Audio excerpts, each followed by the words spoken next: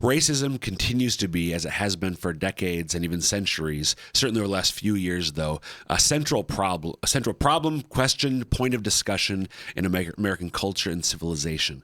What we're doing on Ignition today is looking at the Catholic perspective, and specifically, actually, the Catholic response to racism.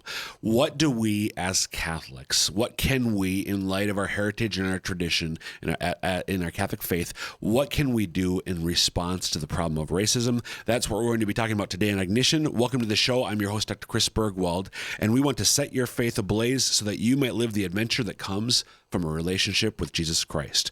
Before we continue on with this topic for racism, we want you to know that we love listener feedback. So if you've got questions about today's episode, or if you have ideas for future episodes, please contact us. The easiest way to do so is by email, and the address is ignition@sfcatholic.org. Again, ignition@sfcatholic.org. And I'm joined via internet video by Deacon Omar Gutierrez. Deacon Omar, how are you? I'm well. How about you? Good, thank you. So, let's, just in case people didn't listen to last week's episode, which we'll briefly recap for those folks, but that was episode 458 of Ignition. We looked at the Catholic perspective on racism. We're going to be looking at the response today, but if folks didn't have a chance to listen to last week's episode, would you mind introducing yourself to us? Yeah, not at all. Deacon Omar Gutierrez, Deacon of the Archdiocese of Omaha at St. Peter's Parish. President and co-founder of the Evangelium Institute, which works here in the Archdiocese, and director of the Propagation of the Faith Office with the Archdiocese, and happily married, 17 years this summer with 5 kiddos. Great. So last week, I just want to dive right in. Last week, we talked about the Catholic perspective on racism. You shared some of your own personal experience. How do you describe, Deacon Omar, what your racial background, heritage? How do you refer to yourself? I'm Hispanic, or Latino. Okay, Hispanic or Latino. So some of the Hispanic racism that you've experienced yourself, but then also some anecdotes from the experience of others as well. We talked about really what we're looking at today, as I described it in the introduction, not a political, but a Catholic perspective on the problem of racism. Then I really loved the threefold distinction that you made with regard to racism, that there's sort of natural racism or natural prejudice, where it's sort of a tribal thing, people who look, think, act differently than me, I sort of just naturally distrust. But then there's classical racism, which says that certain people, because of their race, are simply inferior. No evaluation of the individual. Because of their race, they are inferior to other races. And then finally, we talked about what's called political racism, or what you described as political racism today. That might include things like systemic racism, critical race theory, anti-racism. Before we get into the Catholic response, I just want to, especially that third one, Deacon, because I think most of our listeners probably recognize that there can be sort of that natural, quote unquote, tribal racism, distrust that we have. Certainly could recognize the problem of classical racism, where individuals, but even as you described, organizations or groups within society, even today, can claim that certain people, simply because of their race, are inferior. It's the third one that I think is a bit more complicated. From a Catholic perspective, political racism, and just any comments about that in general, but especially about the idea of anti-racism.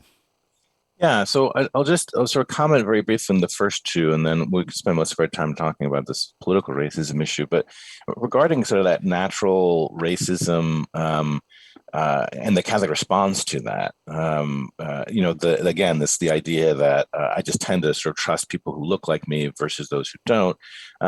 There is something that we seem to have lost here in society, which is tolerance of the faux pas, right? It's just sort of like, I made a mistake. And so I gave the example, for instance, of Deacon Harold Burke-Sivas, who had somebody assume, because he was a very large Black man and went to Notre Dame, that he must have been a football player. That was a faux pas, right? It was a mistake. And we should have tolerance toward each other for those sorts of things. In terms of classical racism, like you very well reiterated, the idea that one race is definitely better than the other, and superior, that should be opposed. And it is a sin and should be condemned as a sin. And the church has been very clear about that. the U.S. bishops' document, Open Wide Our Hearts, defines racism with that classical racism notion right there. And so that should always be opposed.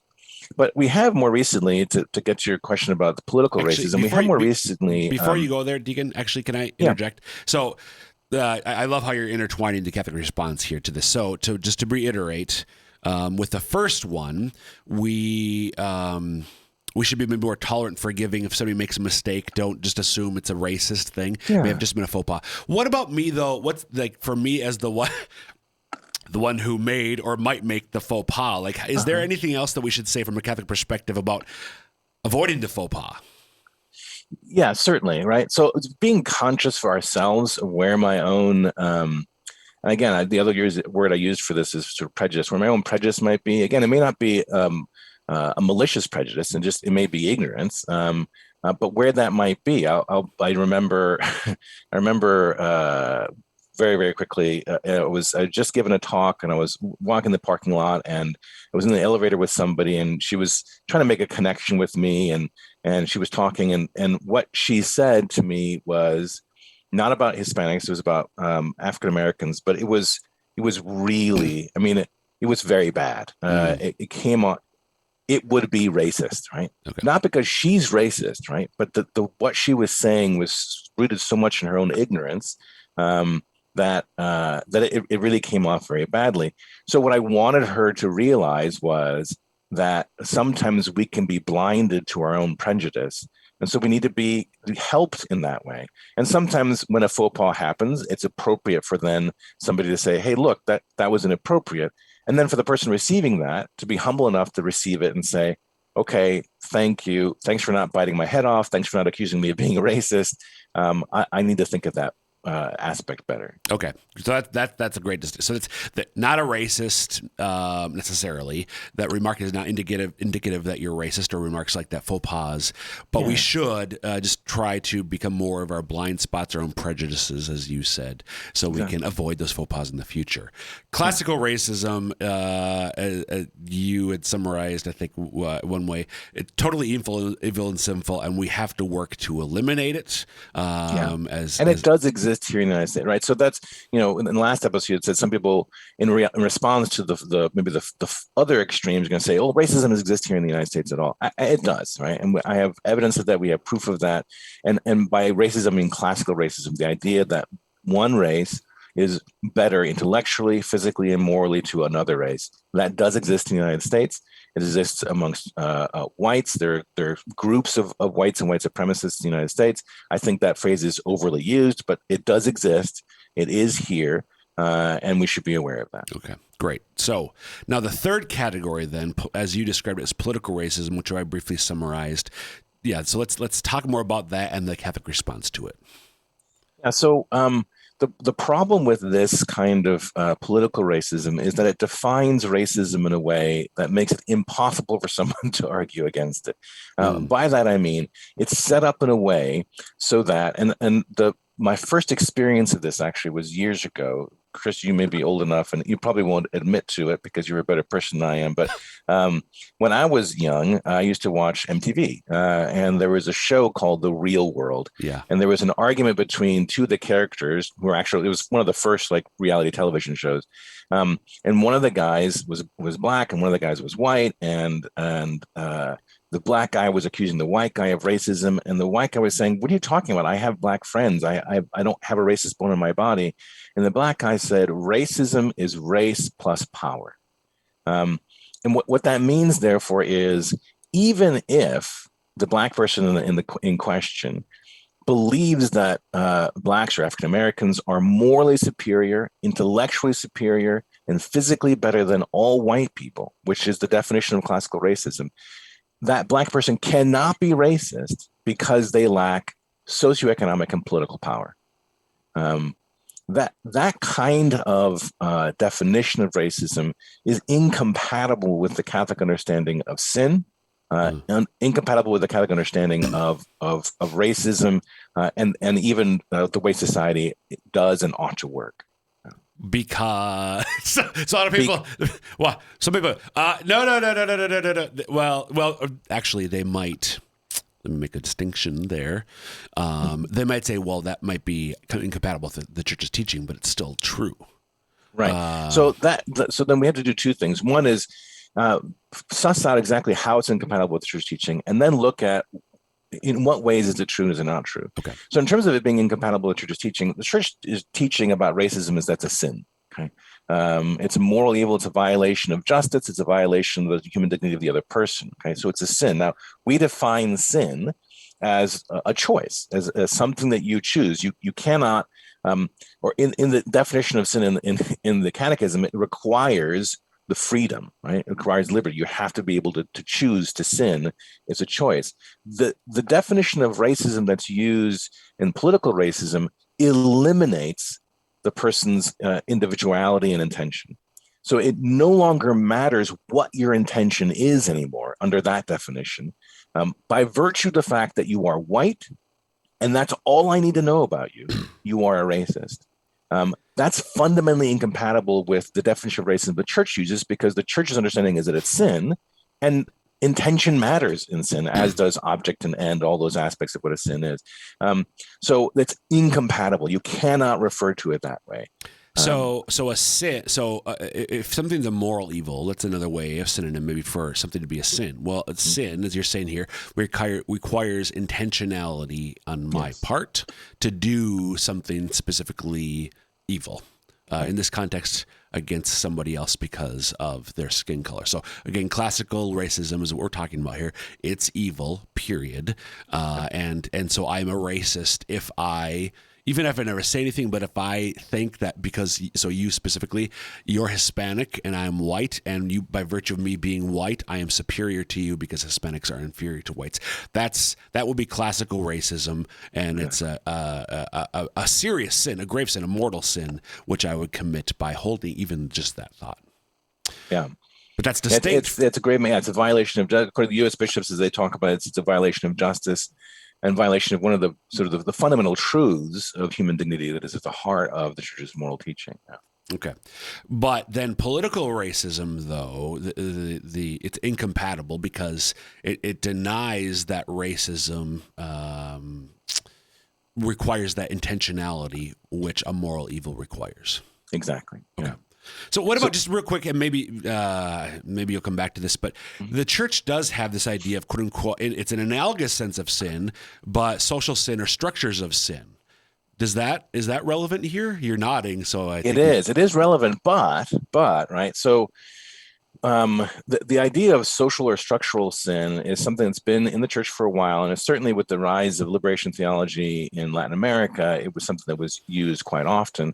And in the church's social teaching, it is addressed. So especially in Pope St. John Paul II's encyclical, 1987 encyclical Sollicitudo Rei Socialis, or on the social conditions, he addresses this question of, all right, so is there such a thing as structural sin?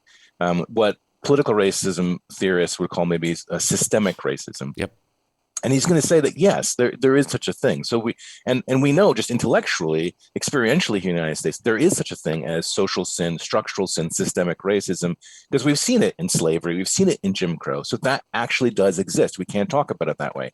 However, says St. John Paul II, as we talk about that, we can never forget that structural sin is maintained by individuals. Right? It's maintained by individual choices, individuals making choices or choosing not to act, whether it's sins of omission or commission, doesn't matter. It still comes down to the individuals involved. So where you can still talk about social or structures of sin or systemic racism, we always have to go back to the fact that we're still talking about individuals. And as we look to try to solve the problems of systemic racism or social sin or structures of sin, we're dealing with individual human persons. So would it be accurate to say that systemic racism then requires classical racism to exist? Is it possible to have systemic racism without classical racism, at least at the individual level, do you think? That's a good question. I yes and no, right? So I think that's the experience of the United States has been that classical racism is the sine qua non for systemic racism here. But I can also see that political racism, that is the idea that in order for me to fix the problem of, let's say, inequality between whites and blacks, I need therefore to suppress whites. And so engage in the kind of classical racism where blacks are superior to whites. In order to do that, I don't necessarily need to believe in classical racism. I just need to believe in political racism, which ends up essentially being racist. Being racist. Okay. If you're just tuning in, you're listening to Ignition. I'm your host, Dr. Chris Bergwald, visiting today with Deacon Omar Gutierrez about the Catholic response to the problem of racism. And we've made this distinction between natural racism, classical racism, and political racism. The first one can just be a faux pas. It's not necessarily morally evil. We should avoid it, but also be tolerant of it for those who unwittingly fall into it. Classical racism, evil, sinful. We need to continue to work to eradicate it. Political racism is a bit more problematic, as we've been saying from a classical perspective. It's incompatible. Political racism is incompatible with Catholicism. We're talking about that, and we're going to get into sort of just then evaluating the truth of political racism, regardless of its compatibility with Catholicism. So, Deacon, is there anything else you want to say about its compatibility or incompatibility with Catholicism? No, I think that's the incompatibility thing sort of is summed up with that, the fact that it eliminates intentionality, and so it goes against the church's understanding of what a moral sin is. But to your point about structures of sin and systemic racism, et cetera, we do have to recognize that you can have, let's say, past cultures that were classically racist and put in systems that perpetuate Yes. a racist, systemic racist sort of a situation that just simply continue by inertia, right? Right. Because people just do it. So even though the people made themselves not be classically racist, it's just the way things are is the way things we've always done them. And so those things perpetuate in perpetuity in the society. And so we do have to be careful to make sure that there are certain systems that do not continue to oppress certain classes. The question really being asked today is, do those systems exist? We know they've existed in the past.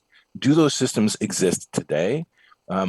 Are the disparities that exist in society caused by those systems? Are there other explanations for that? And how should we approach that? And as a Catholic, and as somebody whose background is in Catholic social teaching, and the social teaching often tries to look at sort of the root causes of any number of various problems in society, it's always very important that we do a couple things. One, again, defining terms. So what do we mean by social justice, for instance? And two, and this is just sort of my own personal thing, try to avoid mono explanations for everything, for every phenomena. Society is complicated enough so that I could look at a particular phenomena of disparity, for instance, and note that, yes, part of the disparity is caused by racism, current or past racism, but it's also caused by B and C and D and E and F. And the more we don't talk about B, C, D, and F, right, means that we don't address those issues because we're too focused on A. Which in many of the conversations publicly is usually around racism. Okay. So I'm going to be unfair to you and see if you can give me, I'm going to frame you with a yes or no question. And you can say, Chris, it's too complicated. You have to make more distinctions. Does systemic racism exist in the United States? I think it does, but not in the ways people often think. Okay. So I'm curious to know what that is. My other question, we talked about this briefly at the end of the last episode, and I mentioned it earlier in this episode, the term anti-racism, good or bad? The term anti-racism, the term itself, the phrase itself is just fine, right? The way it's being used by Ibram Kendi, for instance, sets up a system that is incompatible with, I think, kind of social teaching, and sets up a system that is uncharitable in the end. Yeah. Okay, so we've got about Not enough time. 7 minutes left. So I'd really like to hear you expand on both of those answers that you just gave. But I also know that you've got something more positive to say in terms of how we respond as Catholics to the problem of racism in all its distinctions. So I'm going to give over control to you, Deacon. Okay. So with regard to systemic racism, we know systemic racism exists in the past and things like redlining. Yes. And we also know that there are parts in this country where, for instance, access to certain loans, access to certain benefits of society are limited to certain ethnic groups. We know that happens, and whether or not it's a matter of law is a separate issue. It's maybe part of the culture in that particular part of the country. We know that happens. Thankfully, though, there are laws against that sort of thing. And so, whereas in the past there was not much one could do when one countered it, one can do a great deal about it now. So there was a New York Times piece last year that pointed out differentiations in real estate appraisals for African Americans. And in each of the stories that they were pointing to as signs of systemic racism, in each of those stories, the individuals went to the banks or went to the state or the city, and it was reconciled, right? Because there are laws in place to make sure that doesn't happen.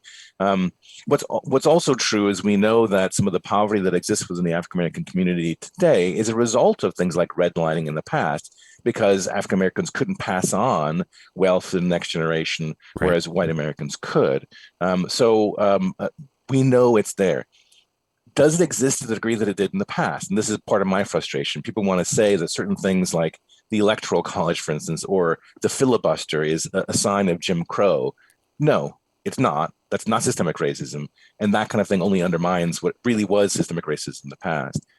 Now, moving then to this question of anti-racism, what ends up happening today is the conversation is set up so that taking Ibram Kendi's Anti-Racism, or How to Be an Anti-Racist is the name of his book, or White Fragility by Robin DiAngelo, the idea is this: you are, by virtue of being white, a racist. Why? Because you belong to you have a color and you have power. Your attempt to deny that you are a racist is itself a sign of your racism. That's white fragility. And what's more, if you are not working positively to end the racist structures that must exist and to explain the disparities in poverty, et cetera, you are therefore a racist, right?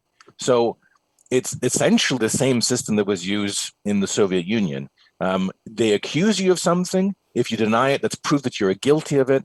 And unless you work against it, then you're guilty of it anyway, right? So either way, in any way, you are guilty of racism, no matter what you say or do. The only way to prove you're not is to do exactly what we want you. And the things that we want you to do just happen to be sociopolitical public policy issues. Okay. Yeah. So what's the Catholic response in the end here to all of this? I think that the first thing, obviously, is to try to always focus on Christ. In the larger culture, which is largely abandoned Christianity, sadly, it's more difficult. But within our own families, especially within our own Catholic communities, we need to focus on our Lord and the unity that He brings, and the example that He gives, which is maximal love. To love everybody to the nth degree, to the most that we could, because that's what we're actually called to do. And this is in response, I think, to the mono conversation around social justice, which we hear a lot about. And in a previous episode, we talked about literature, social teaching, and justice, and my approach to it. And to which I would just generally say, justice is the bare minimum. What we're really called to is love, right? We were called to build a civilization of love. Right. And so if we can focus on that, that's the best thing. We also need to avoid oppositionism. So any ideology, and that's what we're talking about these days, is ideologies, any ideologies that sets up from a starting point opposition, that the explanation for everything that's going on is this group is really hateful of this group, is an ideology we should reject as Christians. We should love each neighbor and every neighbor, regardless of their skin color. And that should always be the foundational standpoint. And then, practically speaking, I think we actually have to have these conversations. In working as I do in these various fields, one of the things I've found, even though these conversations can be very tense, is that if we just start the conversation, that we can start to move towards some sort of healing. If people can feel like they can speak to each other reasonably and well. Yeah. Okay. You also have used in this context the term accompaniment. Yeah. So for those who really do struggle to try to figure out exactly what racism is, especially those, let's say, in the white community who feel like they are, even in the Hispanic community who feel like they're being accused of racism, and they don't feel it, it'd be very helpful, I think, for them to accompany, to talk, to befriend, to listen to, and you can do this anonymously. You can do this on YouTube if you want, to listen to stories of racism and see. At the beginning of our last episode, I told you the story of Branch Rickey and his friend who was discriminated against. To walk with people who actually do experience racism, because racism does exist here in the United States still, and there are people who've experienced it, like myself and others. And so to hear those stories is important. It's very important for us to listen to. And sometimes, again, we can feel like it's, I'm not a racist and I don't want to be called racist because it's hurtful even to think that way. I understand, but it's important for us to accompany those who have experienced it. Likewise, those who have experienced it, it's also important for us to walk with those who keep being called racist, even though they're not, right? And the frustration that comes from that, and to hear their pain when they are called racist when they're actually not. And we have 1 minute left, Deacon. I think you have a final crucial point. Prayer. Yeah, I would encourage people to look up and read the U.S. Bishop's document, Open Wide Our Hearts. It's a very good document, came out in 2018 before a lot of the recent stuff. It came out after some of the instances in Missouri, but it's before the riots in last summer, et cetera. And so it comes from that lens. It gives a very good definition of racism, and I think places the conversation somewhere that might actually be a good practical thing for people to do, to sit down in their parish communities and read that together in order to be able to discuss it. Okay, great. So, Deacon, this has been a fantastic pair of episodes. Again, last episode, we really looked at those distinctions among forms of racism, and this episode looking at how we as Catholics respond to it. And again, the need for us to pray and for the Lord to maybe illuminate our own prejudices and blind spots, but then for us and how we can walk with and accompany others. And what was the name of the document again for other resources? What was the name of the U.S. Bishop's document? Open Wide Our Hearts. Open Wide Our Hearts. 2018 from the U.S. Bishop's Conference. Okay, great. Deacon Omar, thank you so much for being with us on Ignition. These 2 episodes have been very helpful, at least to me, and I'm sure to our listeners as well. My pleasure. Thank you. And folks, that will wrap up this episode of Ignition. Again, you can email us, ignition@sfcatholic.org, ignition@sfcatholic.org, with any thoughts, questions, or ideas for future episodes. Until next time, may God bless you.